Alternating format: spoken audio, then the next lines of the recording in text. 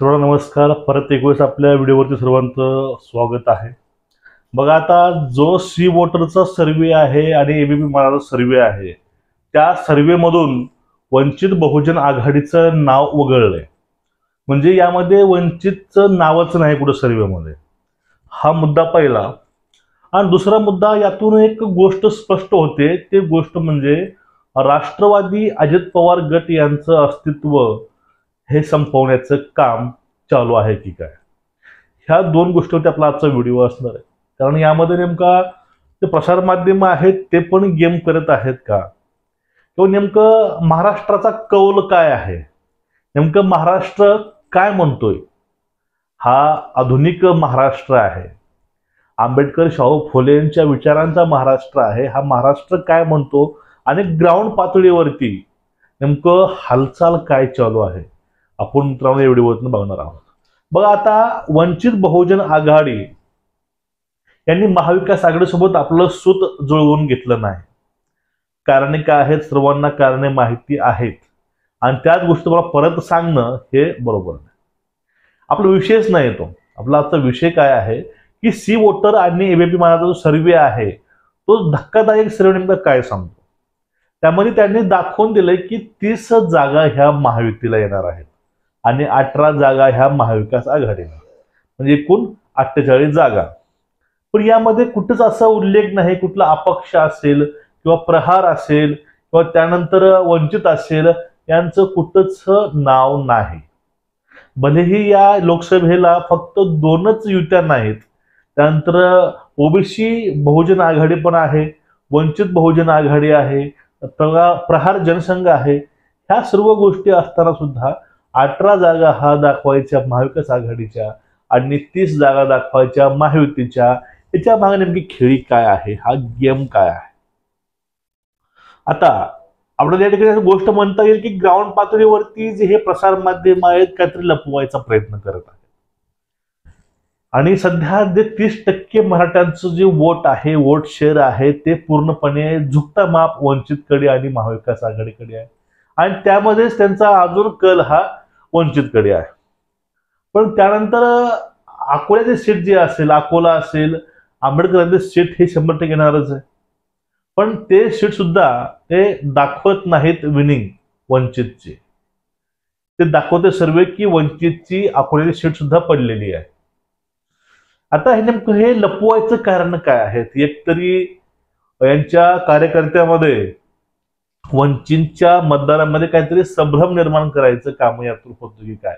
आणि हा सर्वे पूर्ण एकाकी किंवा एकतर्फी सुद्धा असू शकतो, शक्यता नाकारता येत नाही. आता ग्राउंड पातळीवरती नेमकं चाललंय काय. ग्राउंड पातळीवरती वंचित बहुजन आघाडीला पूर्णपणे मराठा समाज सपोर्ट करत आहे.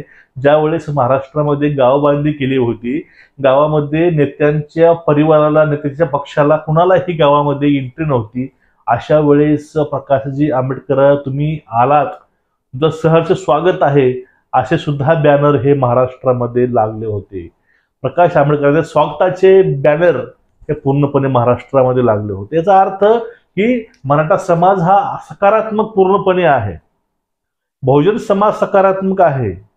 ओबीसी समाज हा भाजपकडून नाही, ओबीसी भाजपचा बालेकिल्ला का असेना, पण तो यावेळेस पूर्ण फुटलाय. कारण धर्म जात हे नंतर येते, त्या पहिलं भूक येते, आपल्या गरजा येतात, हे सुद्धा ओबीसीला कळून चुकलेलं आहे. पण एवढं असताना सुद्धा जास्त ओढ हे महायुतीकडे ढळता माप हा दिसतो ह्या सर्वेचा. आता मला पुढला मुद्दा समजून घ्या. सेना आणि शिंदे, आता जी आपली शिवसेना आहे, शिंदेची असेल किंवा ठाकरे गटांची असेल, ह्या दोघांचा कुठेतरी संबंध हा संबंध होता भाजप सोबत. आणि परिणामी हे 2 गट पडले. त्यामध्ये जो पहिला गट आहे ठाकरे गटांचा, दुसरा आहे शिंदे गटांचा, यांचं अजून सुद्धा जुळू शकतं. कारण दोघांची विचारसरणी, पायबांधणी असेल किंवा कार्यकर्ते असतील, ते पूर्णपणे सेम आहेत. मग या ठिकाणी कोंडी होते आहे ते म्हणजे अजित पवारांची. जो अजित पवारांचा गट आहे राष्ट्रवादीचा, त्यांची कोंडी कशी होत आहे बघा. ज्या ठिकाणी महायुतीद्वारे जर उमेदवार दिलेला असला अजित पवारांचा, पण त्या उमेदवाराला भाजपवाले शिंदे गटाचे मतदार मत करतील का? आतापर्यंत भाजपवाले किंवा सेनेवाले यांनी कधीच मतदान राष्ट्रवादीला केलं नाही आणि ते अशा वेळेस मतदान राष्ट्रवादीला करतील का? आता शिंदेला भाजपनं सोबत घेतलं, गरज नसताना पवारांना पण सोबत घेतलं, पण शिंदेची शिवसेना पण त्यांना वाढवायची नाही आणि अजित पवारांचा जे राष्ट्रवादी ते पण त्यांना वाढवायचं नाही, फक्त उपयोग करून घ्यायचा, असं काही आपलं राजकारण चालू आहे. आता यावरती आपल्याला एक गोष्ट सांगता येईल. बघा, धाराशिव जिल्ह्यामध्ये, धाराशिव मतदारसंघामध्ये लोकसभेच्या त्या ठिकाणी एकाच कुटुंबातील 2 लोक आहेत. राणा पाटलांची पत्नी अर्चना पाटील ह्या उमेदवार आहेत राष्ट्रवादीच्या आणि सेना ठाकरे गटांचा उमेदवार आहे ते म्हणजे ओमराजे निंबाळकर.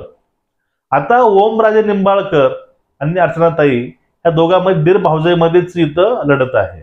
आणि ज्यावेळेस बार्शीमध्ये सभा असताना त्यावेळेस पत्रकारांनी प्रश्न केला अर्चनाताईंना की तुम्हाला राष्ट्रवादी वाढवायची का? त्यावेळेस त्या म्हणतात मला राष्ट्रवादी वाढवायची नाही. मी राष्ट्रवादी का वाढवू? कारण माझा नवरा हा भाजप कोण आहे, माझा नवरा हा भाजपचा आमदार आहे, तर मी राष्ट्रवादी का वाढवू?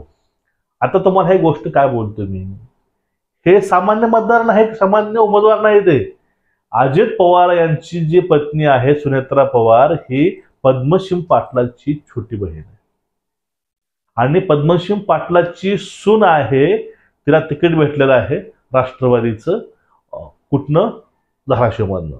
तरीही त्या म्हणतात की आम्हाला राष्ट्रवादी वाढवायचे नाही, आम्हाला भाजप वाढवायचं आहे, आम्हाला युती वाढवायची आहे. मला तिकीट ही राष्ट्रवादीने दिलं नाही, मला तिकीट ही महायुतीनं दिलेलं आहे. याचा अर्थ काय होतो की कुठेतरी राष्ट्रवादी सुद्धा संपवायची कारस्थानं या ठिकाणी रंगत आहेत की काय?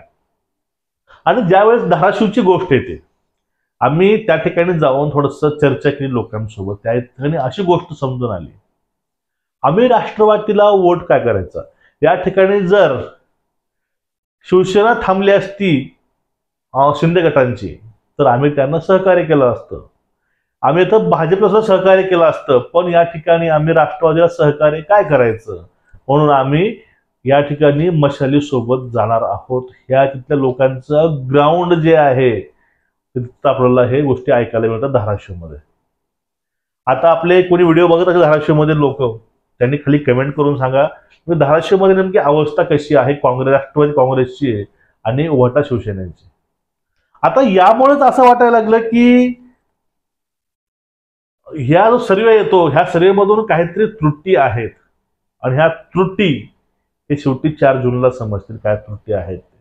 नेमकं सर्वेमध्ये दाबायचा कुणाचा प्रयत्न होतो, उचलायचा कुणाला प्रयत्न होतो, ह्या गोष्टी आपल्याला सर्वेच्या 4 जूनलाच कळणार आहेत, तोपर्यंत काही कळणार नाही.